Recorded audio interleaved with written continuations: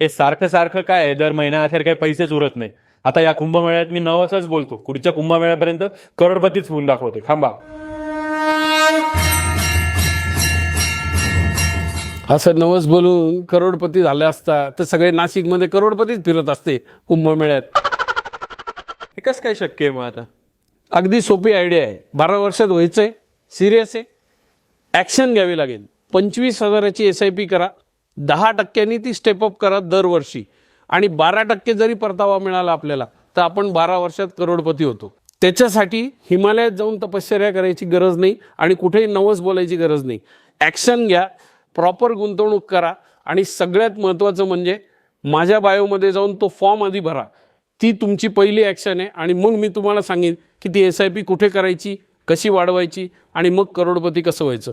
तर पुढच्या कुंभमेळ्यात आपण भेटू, तेव्हा तू करोडपती झालेला असशील.